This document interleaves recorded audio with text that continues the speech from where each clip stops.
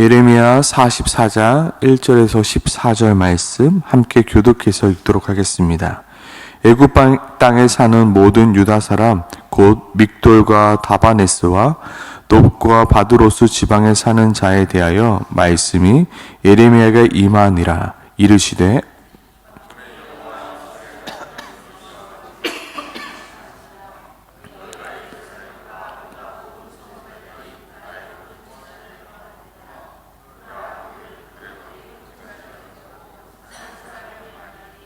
이는 그들이 자기나 너희나 너희 조상들이 알지 못하는 다른 신들에게 나아가 분향하여 섬겨서 나의 노여움을 일으킨 악행으로 말미암으니라.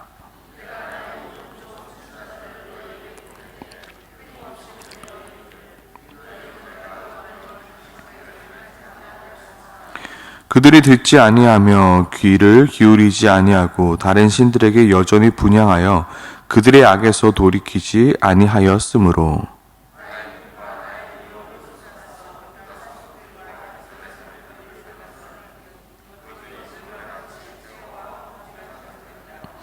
만군의 하나님 이스라엘의 하나님 여호와께서 이와 같이 말씀하셨느니라.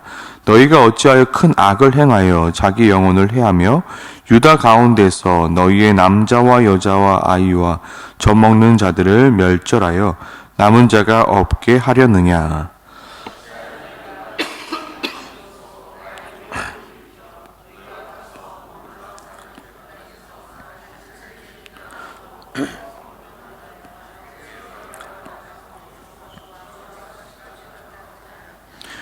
너희가 유다 땅과 예루살렘 거리에서 행한 너희의 조상들의 악행과 유다 왕들의 악행과 왕비들의 악행과 너희의 악행과 너희 아내들의 악행을 잊었느냐.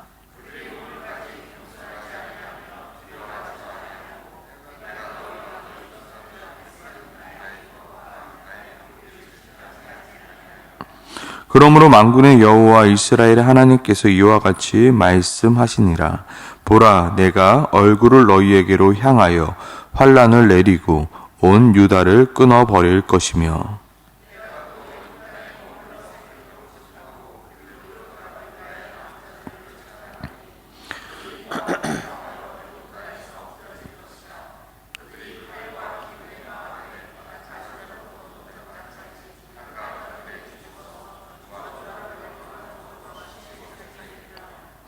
내가 예루살렘을 벌한 것 같이 애굽 땅에 사는 자들을 칼과 기근과 전염병으로 벌하리니.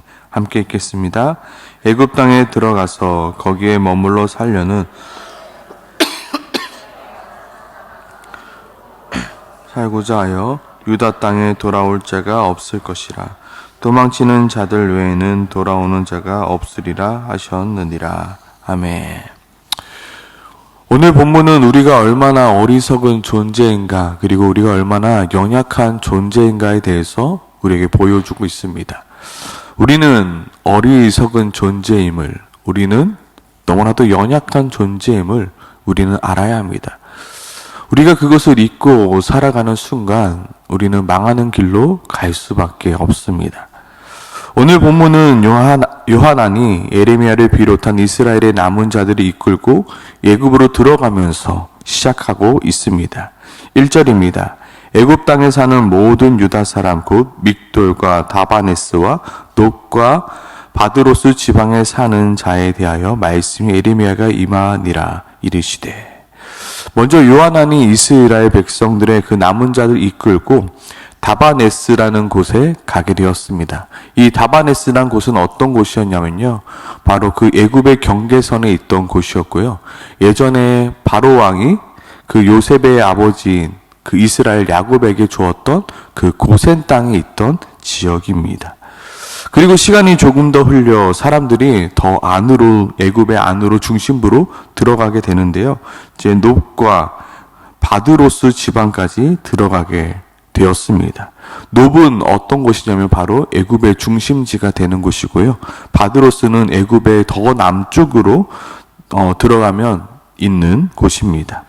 즉 예레미야 44장 1절은 이제 요하난이 이스라엘의 남은 자를 이끌고 애굽으로 돌아온 지 조금 시간이 흐른 뒤의 이야기입니다. 하나님께서는 분명 애굽으로 가지 말라고 말씀하셨습니다. 그럼에도 이스라엘 백성들이 애굽으로 가게 되었습니다. 그리고 그 애굽에서 무엇을 행하고 있습니까? 바로 하나님께서 가증하다 여기시는 그 우상을 숭배하는 그 일을 다시금 또다시 범하고 있는 것입니다. 오늘 본문을 읽으면서 아마 하나님께서 가슴을 치면서 도대체 너가 왜 이러느냐? 도대체 너가 무슨 정신으로 이렇게 살아가느냐라고 외치고 있는 모습입니다. 2절이죠. 너희가 예루살렘과 유다의 모든 성읍에 내린 나의 재난을 보았느니라.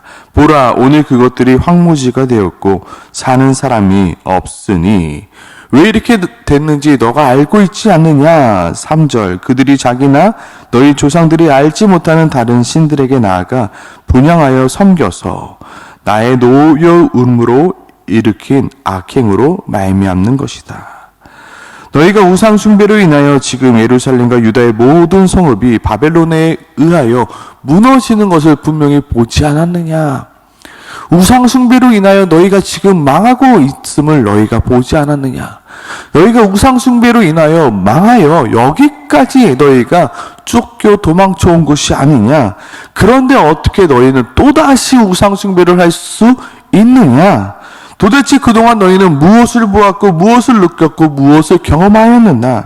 너희가 우상 숭배로 인하여 나라가 멸망했음을 경험하였음에도 불구하고 도대체 어떻게 또다시 우상 숭배를 할 수 있겠느냐라고 이야기하고 있는 말씀입니다. 4절 말씀입니다. 내가 나의 모든 종 선지자들을 너희에게 보내되, 어떻게 보냈다 말씀하고 있습니까? 끊임없이 내가 보내요. 이르기를 너희는 내가 미워하는 이 가증한 일을 행하지 말라 하였으나, 어떻게 하였다고요? 5절, 그들이 듣지도 아니하며 귀를 기울이지도 아니하고 다른 신들에게 여전히 분향하여 그들의 악에서 돌이키지 아니하였으므로. 하나님은 결코 한두 번의 경고로 심판하지 않으십니다. 하나님은 오늘 본문에 보니까 끊임없이 너 그렇게 살면 안 돼. 너 그렇게 살면 안 돼. 너 그거 잘못된 것이야 라고 끊임없이 말씀하시는 하나님이십니다. 그런데 우리가 어떻게 했다고요? 귀를 기울이지 않고요, 그것을 듣지 않습니다. 하나님은 여러 번 수차례 그리고 다양한 방법으로 우리의 죄악을 경고하십니다. 그러나 우리의 어리석음과 우리의 무지함과 어제 본문이었던 바로 우리의 오만함이 하나님의 경고를 듣지 못하게 만드는 것입니다. 그리고 그 경고의 메시지를 들어도 우리는 어떻게 합니까? 나는 괜찮겠지, 나는 아니겠지, 아직은 괜찮을 거야, 이 정도는 괜찮을 거야 라는 생각으로 그 경고를 무시해 버립니다. 이스라엘 백성들 또한 예레미야가 경고하였음에도 불구하고 애굽으로 도망쳤습니다. 그리고 그 애굽에서도 하나님께서 가증하다 여기시는 것들을 저지르고 있습니다. 하나님은 그들을 향하여 안타까운 마음으로 외치고 있습니다. 8절이죠. 어찌하여 너희가 너희 손으로 만든 것으로 나의 노여움을 일으켜 너희가 머물러 사는 애굽 땅에서 다른 신들에게 분향하며 끊어버림을 당하여 세계 여러 나라 가운데서 저주와 수치거리가 되고자 하느냐. 제발 좀 정신 차려라. 9절, 너희가 유다 땅과 예루살렘 거리에서 행한 너희의 조상의 악행과 유다 왕들의 악행과 왕비들의 악행과 너희의 악행과 너희 아내들의 악행을 잊었느냐. 어떻게 너희는 또다시 이러한 일들을 버릴 수 있느냐라고 말하고 있습니다. 요즘 방영하고 있는 오은영 리포트 결혼 지옥이라는 것을 혹시 보셨습니까? 거기에 보면 남편이 술을 계속 마시고 나서 아내에게 상처 주는 말을 하게 되는 이 부부의 이야기가 나옵니다. 거기서 이 오은영 박사가 이러한 이야기를 합니다. 굉장히 단호한 얼굴로 이러한 말씀을 합니다. 남편의 술 문제는 100% 유전입니다. 분명히 가족 중에 이 술 문제로 어려움을 겪었던 사람이 있을 겁니다 라고 하니까 그 남편이 심각한 얼굴로 저희 아버지도 이 술 문제로 인하여 어머니와 이혼하게 되었습니다. 그러면서 더 단호한 얼굴로 이러한 말을 하는 겁니다. 내가 정말로 당신의 아이들에게 말하고 싶은 말이 있는데, 그것은 바로 너희는 술 문제로 인하여 문제가 생길 DNA가 100% 있다. 그러니 절대로 술을 단 한 방울이라도 마시지 말 것을 결단하라라고 이야기하는 겁니다. 왜냐하면 이 술 문제 유전은 100% 유전이기 때문에 결국 단 한 잔만 마실지라도 그 인생은 100% 망가지게 되기 때문에 절대로 그 아이에게 술을 입에도 대지 못하게 할 것이다라고 이야기합니다. 우리의 죄의 문제도 마찬가지죠. 너희가 다 보았으면서도 어떻게 똑같은 그 죄를 지을 수 있느냐. 우리의 죄의 문제도 100% 유전입니다. 우리는 태어날 때부터 죄의 문제를 가지고 태어납니다. 죄를 짓지 않는 것보다 죄를 짓는 것이 더 편하고요, 더 쉬운 것이 우리들의 모습입니다. 그렇기에 우리는 어떻게 해야 됩니까? 조심하고 또 조심해야 됩니다. 마치 술 문제 유전자를 100% 가지고 있으니 절대로 술을 단 한 방울이라도 입에 대지 않을 것을 결단하세요라고 말하는 것처럼 우리의 죄 문제만큼도 조심하고 또 조심해야 하는 것입니다. 그렇게 우리는 늘 깨어서 하나님께 우리에게 주시는 그 경고 등에 늘 민감해야 하는 것입니다. 매일의 큐티를 통해서 매주 드려지는 예배에 선포되어지는 말씀을 통하여 우리는 계속해서 들어야 됩니다. 하나님께서 단 한두 번 경고하시는 것이 아닙니다. 내 마음 가운데 계속해서 하나님의 말씀으로 우리에게 경고합니다. 너 그렇게 살면 안 돼. 너 그것을 버려야 돼. 너 문제는 바로 이것이야. 그런데 우리의 문제가 뭐라고요? 그것에 귀 기울이지도 않고 듣지도 않는다는 것입니다. 차량을 운전하다 보면 가끔씩 뜨는 것이 있습니다. 무엇입니까? 주유등에 불이 가끔씩 뜰 때가 있습니다. 주유등에 불이 들어온다고 차가 바로 멈추는 건 아니죠. 그래서 주유등에 불이 들어와도 그 다음에 넣으면 되지. 지금 바쁘니까 다음에 넣어야지. 다음에 넣어야지. 다음에 넣어야지. 다음에 넣어야지 하다가 어떻게 됩니까? 바로 운전을 하던 중 길 한가운데 멈추고 마는 것입니다. 오늘 하나님의 경고등을 무시했던 그 이스라엘 백성들에게도 어떻게 되었나요? 그 하나님의 심판이 임하게 된 것입니다. 그 내용이 바로 11절부터 14절의 내용입니다. 그러므로 만군의 여호와 이스라엘 하나님께서 이와 같이 말씀하시니라. 보라, 내 얼굴을 너희에게 향하여 환란을 내리고 온 유다를 끊어버릴 것이며 내가 또 애굽 땅에 머물기로 고집하고 그리로 들어간 유다의 남은 자들을 처단하느니 그들이 다 멸망하여 애굽 땅에 엎어지리라. 그들이 칼과 기근으로 망하되 낮은 자로부터 높은 자까지 칼과 기근에 죽어서 저주와 놀램과 조롱과 수치의 대상이 되리라. 내가 예루살렘을 벌한 것 같이 애굽 땅에 사는 자들을 칼과 기근과 전염병으로 벌하리니 애굽 땅에 들어가서 거기에 머물러 살려는 유다의 남은 자 중 피하거나 살아남은 자의 남아 소원대로 돌아와서 살고자 하여 유다 땅에 돌아올 자가 없을 것이라. 도망치는 자들 외에는 돌아올 자가 없으리라 하셨느니라 말씀하고 있습니다. 하나님께서 이스라엘 심판의 말씀을 우리에게 허락하신 이유 또한 우리를 향한 하나님의 경고의 메시지를 우리는 들어야 되는 것입니다. 물론 저에게도 유단히 연약하고 또 연약한 죄의 문제가 있습니다. 저에게도 죄의 DNA가 있어서 늘 불안한 죄의 문제가 있습니다. 언제 끊어질지 모르고 언제 넘어질지 모르는 그러한 불안한 죄의 문제가 저에게도 한두 개쯤 있습니다. 그래서 매번 조심하고 또 조심하려고 노력하지만 매번 넘어지고 또 넘어지는 저의 연약한 부분이 분명히 있습니다. 분명히 이것이 잘못된 것인 줄 알고 있습니다. 제발 넘어지지 말아야지 하면서 잘 고쳐지지 않는 이러한 연약한 부분들이 있습니다. 하나님께서 계속 경고하시죠.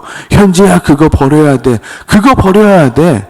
너 문제는 바로 그것이야. 그런데도 불구하고 내가 귀 기울이지 않고 그것을 듣지 않습니다. 하나님, 온갖 핑계를 대죠. 이건 이것 때문에 그렇고요. 저건 저것 때문에 그렇고요. 하나님, 이것만큼은 내가 버릴 수 없어요. 이것만큼은 내가 놓을 수 없어요. 이것만큼은 내가 양보할 수 없는 문제예요. 하나님, 좀 눈 감아 주시면 안 돼요. 그렇다고 하나님께서 눈 감아 주시는 하나님은 절대로 아니시죠.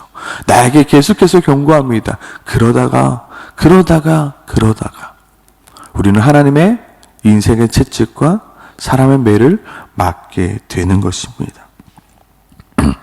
저 또한 저만의 규칙을 만들어서 어떻게 해서든 그 죄의 문제로부터 멀어지고자 노력합니다. 하지만 늘 가슴 한켠에 나는 언제나 그 죄로 말미암아 넘어질 수밖에 없는 존재임을 늘 기억하며 긴장하며 살아갑니다. 이것이 우리의 연약한 모습이며 우리의 어리석은 모습입니다. 개가 토를 한 후에 그 토를 다시 먹는 듯, 야 어떻게 그렇게 더럽게 먹어? 근데 그 모습이 누구의 모습이라고요? 우리의 모습이라 성경은 말하고 있습니다. 오늘 이스라엘 백성들의 이 모습은 남의 일의 모습이 아니라 바로 나의 모습입니다. 분명히 그것이 죄악인 줄 알면서도 여전히 반복하여 짓고 있는 죄, 그것이 잘못된 것인 줄 알면서도 여러 가지 핑계를 대면서 그것을 고치지 않고 있는 죄, 하나님께서는 그것을 우리에게 말씀하고 있습니다. 그러므로 우리는 어떻게 해야 되나요? 하나님께 기도해야 합니다. 우리 스스로는 그것을 어떻게 변화시킬 수 없기에 우리는 하나님 앞에 엎드려 기도해야 합니다. 하나님, 나의 연약한 부분이 있습니다. 나 스스로는 고칠 수 없습니다. 하나님, 제발 이것을 나로 하여금 고쳐나갈 수 있게 도와주시옵소서. 우리는 무엇을 붙들고 기도합니까? 예수 그리스도의 십자가를 붙들고 우리는 기도합니다. 하나님, 나의 죄를 위하여, 아버지 이 죄를 위하여, 이 죄에서 나로부터 자유하게 하기 위하여 그 십자가에 죽으신 그 하나님, 주님, 이 죄로부터 자유함을 허락하여 주시옵소서. 내 안에 계신 성령 하나님, 나의 힘과 나의 의지로는 이 죄악을 도저히 감당해낼 수가 없습니다. 내 안에 있는 성령 하나님, 나에게 말씀하시어 나를 변화시키어 그 죄로부터 내가 이길 수 있게 도와주시옵소서. 나로 하여금 승리할 수 있게 도와달라고 우리는 기도할 수 있어야 되는 것입니다. 늘 나의 연약함과 그 무지함을 인정함으로 말미암아, 그리고 예수 그리스도의 십자가를 붙들고 내 안에 계신 성령님의 말씀에 귀 기울이며 우리는 날마다 살아가야 되는 것입니다. 오늘도 하나님께서 우리에게 경고하십니다. 분명히 기도할 때 하나님께서 이것을 버려야 할 것을 말씀하십니다. 우리는 어떻게 되나요? 그 경고등을 봐야 됩니다. 그리고 버리기를 노력해야 됩니다. 그리고 예수 그리스도의 십자가를 붙들고 내 안에 계신 성령 하나님을 의지함으로 우리는 날마다 기도해야 됩니다. 그렇게 우리는 하나님의 말씀대로 변해가는 삶을 살아야 하는 것입니다. 오늘 이 새벽에 같이 나의 연약함을 하나님께 고백하며 이 연약함을 나를 자유롭게 하시는 예수 그리스도의 십자가를 믿음으로, 그리고 이 연약함에서 나를 강하게 담대하게 만들어 가시는 그 성령님의 은혜를 기대함으로 기도하는 오늘 이 시간이 되길 소망합니다. 함께 기도하겠습니다.